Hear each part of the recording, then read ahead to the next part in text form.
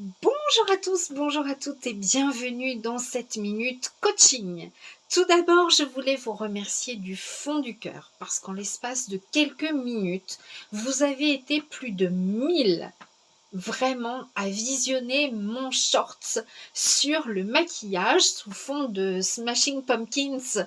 Donc vous avez adoré, vous avez liké, vous avez même, j'ai des nouveaux abonnements et je vous en remercie du fond du cœur. C'est toujours avec plaisir qu'on voit quand notre travail est récompensé comme ça, parce que oui, c'est un travail. On a peut-être l'impression que je m'amuse, que je fous rien, mais c'est du boulot. Il faut trouver les thèmes, il faut trouver les bons produits, il faut trouver tout ça. Le speech, hein, voilà. Donc, c'est du travail, mine de rien. Voilà, et je voulais vous remercier vraiment du fond du cœur. Alors aujourd'hui, nous allons parler de l'éloignement géographique. J'ai l'impression d'être une sainte comme ça. L'éloignement géographique et l'annonce que vous allez faire à votre petit copain.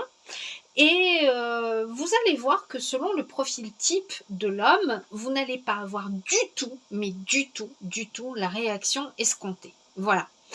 Vous imaginez certainement qu'il va essayer de vous retenir, qu'il va vous dire que il ne peut pas vivre sans vous, que vous êtes la femme de sa vie, etc. Lui est en train de prendre cet éloignement géographique comme étant une rupture. Et bien évidemment, ce n'était pas du tout quelque chose auquel vous vous étiez préparé, parce que pour vous, la relation devait continuer, mais vous êtes amené pour votre travail, vos études, ou pour raisons familiales, de vous installer à plusieurs centaines de kilomètres de lui. Ou même pas, hein, des fois 10-20 kilomètres, et il y en a, ça y est, c'est fini. Hein. Voilà. L'adage loin des yeux, loin du cœur, pour certains n'existe pas. Hein. Enfin, existe ou n'existe pas d'ailleurs. Alors là, vous lui annoncez que vous êtes amené à déménager loin de lui. Voilà. Alors, vous allez voir, il y a plusieurs types de profil masculin et on va essayer d'anticiper un petit peu sa réaction afin que vous ne tombiez pas des nues face à sa réaction. Donc le premier profil, vous aurez remarqué que c'est un homme qui est un peu qui reste de marbre face à tout ce qu'on lui dit. Voilà. Il y a un énorme décalage entre sa pensée et son ressenti verbal. C'est-à-dire que vous sentez qu'il a de la peine, vous sentez qu'il est dans la compassion intérieure, mais il va vous sortir des trucs à la limite presque méchants. Voilà, vous allez le sentir par les trémolos de la voix ou par le regard, etc., que ça lui procure une émotion vive, mais ça va ressortir, il dit, voilà, il pense A et il va vous sortir W, c'est-à-dire qu'il y a un fossé énorme entre sa pensée et sa parole. Donc il va peut-être vous dire, bah écoute, puisque c'est ta décision, non, c'est pas la vôtre, hein, vraiment, vous êtes dans l'obligation de le faire. Bah écoute, moi je te souhaite bonne chance, hein, voilà, bon bah écoute, c'est joli la campagne, hein, tu verras, tu vas rencontrer plein de mecs, ça va être sympa et tout, enfin bref, tu vas bien t'amuser, hein, voilà. Et bien évidemment, vous sentez que ça va pas là-dedans. Mais vous aimeriez qu'ils vous disent réellement les choses. Mais il vous le dit pas.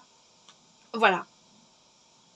Et c'est dommage parce que même si, messieurs, vous avez été élevés comme ça, comme quoi un garçon, ça doit pas être un dépendant, ça doit pas montrer ses sentiments, un garçon, ça pleure pas, etc. Vous êtes en train de vous retenir, ce qui n'est pas bon. Et puis, en plus, vous êtes en train de vous mettre en porte-à-faux avec tout le monde parce que vous ne dites pas ce que vous pensez réellement. D'accord ? Donc, c'est dommage. Voilà. Vous avez le deuxième type de personne. C'est la personne un peu, comment dirais-je, un peu pervers cruel. Au lieu de laisser derrière vous un mec juste génial, qui était le vôtre, que vous n'avez absolument pas envie de remplacer, lui est en train de rentrer dans votre cerveau, de vous prendre la tête en fait. C'est le cas de C'est vraiment le moment de le dire. Il est en train de vous prendre la tête avec finalement des réactions que vous ne vous attendiez pas. Voilà. Et bah écoute, bah voilà, hein, tout est bien qui finit bien. Non, franchement, je suis vraiment content pour toi parce que là, tu vas rencontrer peut-être l'homme de ta vie, puis tu auras peut-être la petite fille que tu voulais, hein, voilà. Écoute, en tout cas, c'est tout le mal que je te souhaite et tout. Enfin bref, bah, on reste en contact si tu veux. Bon, pas trop souvent parce que moi aussi, je vais refaire ma vie, mais tiens, bah, au premier gamin que tu auras, n'hésite pas à m'envoyer un petit MMS. Hein, comme ça, je verrai sa petite bouille et tout. Et là, vous allez rester, mais comme deux ronds de flanc. Voilà. Premièrement, vous ne vous attendiez pas à ça. Deuxièmement, vous sentez bien qu'il est sincère, qu'il n'a pas du tout d'émotion dans la voix, que même à la limite, bon débarras. Hein. En plus, il vous demande une photo de votre premier enfant. Et là, vous allez vous dire, et vous allez dire à qui veut bien l'entendre, non mais tu te rends compte, ça fait X années qu'on est ensemble, je croyais qu'il allait être le père de mes enfants, l'homme de ma vie, et lui il m'annonce ça comme ça, il serait même content que je lui envoie la photo de mon premier gamin. Vous imaginez un peu? Eh bien, il a gagné. Il est rentré dans votre cerveau. Il va vous prendre la tête avec ça. Ça va vous ronger tellement. Vous allez être entre la colère, la haine, le dégoût, le désespoir. Alors, peut-être que vous n'êtes pas prêt de repartir dans une autre relation sentimentale parce que vous n'aurez plus confiance aux hommes. Ou alors, vous allez vous jeter sur le premier venu pour essayer de vite l'oublier. Mais en tout cas, c'est rien de bon. Voilà. Vous allez avoir le gars aussi qui va vous tester. Ah, mais bon, alors si je comprends bien, voilà, c'est un éloignement géographique quand même de plusieurs centaines de kilomètres, ok, mais tu vas quand même rencontrer d'autres hommes, quoi, en fait. Bah oui, mais tous les jours, quand vous sortez de chez vous, vous rencontrez d'autres hommes. Hein. C'est pas pour autant que peut-être vous l'avez trompé. Donc, c'est pas parce que vous êtes à 100 km, 200 ou même 10 km que vous allez le tromper aussi. Mais c'est lui comme ça, il est en train de prêcher le faux pour savoir le vrai. Écoute, je pensais que tu me connaissais suffisamment. Moi, je t'ai dit, quand je suis dans une relation à fond. Moi, j'ai pas de velléité de te tromper. J'en ai jamais eu. Alors, des opportunités, ça n'a pas loupé. Hein. Au travail, voilà, etc. J'ai été beaucoup draguée, mais j'ai toujours été fidèle. Là, je suis en train de t'annoncer un éloignement, pas une rupture. Donc, pour moi, ça me semble évident que nous serons toujours ensemble. Hein?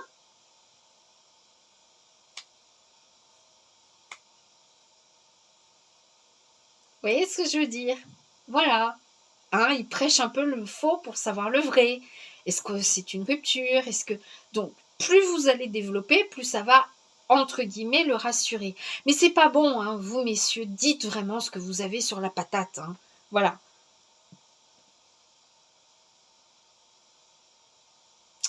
C'est ça.